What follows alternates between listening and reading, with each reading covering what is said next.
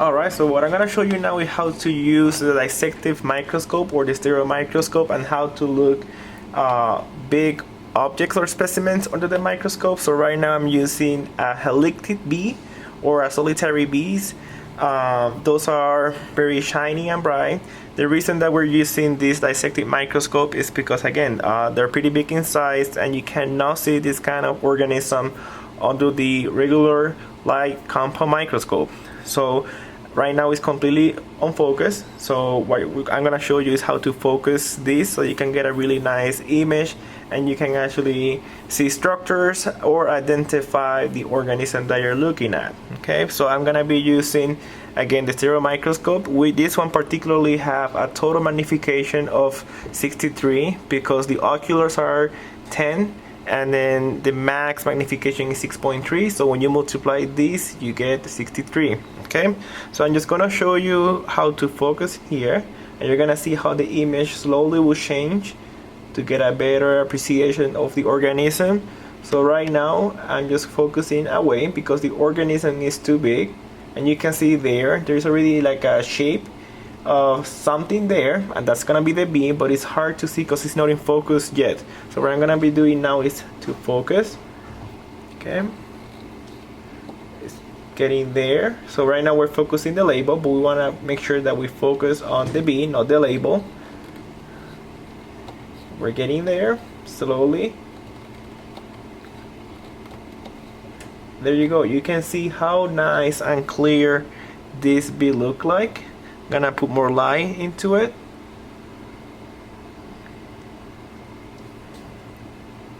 There you go. That's basically your helictid bee. So right now this is a pin insect, and you can actually study like wing patterns here, structures in the leg, count the hairs. So this is what you're gonna be doing when looking at insects or big organisms in this lab. Alright, so I'm gonna now show you how to use the light compound microscope and how to look at a specimen that it is microscopic, and that's why we're gonna be using this type of microscope.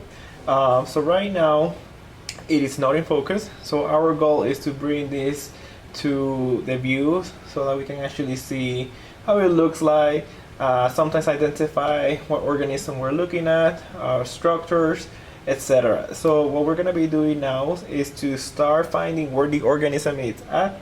So you always will start with the lowest magnification just to see like where something might be. In this case, we're gonna start looking at 10x, and then I'm gonna try to focus and find this organism. So right now there's something already in there. So our goal is to see like, is it something that we're looking at or not?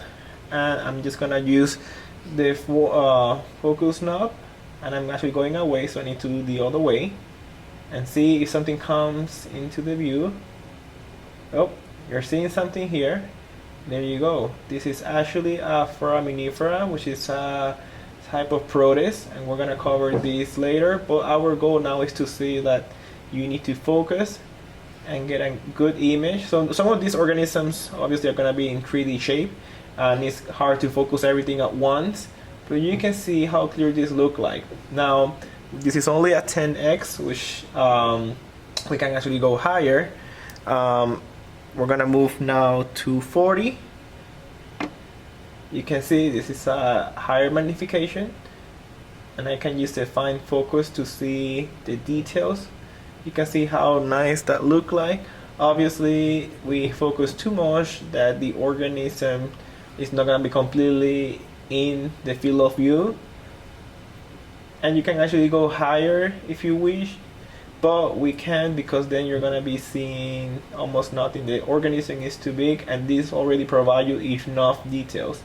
So this is how you focus microorganisms under the stereo microscope, sorry, the compound microscope, and that should be it.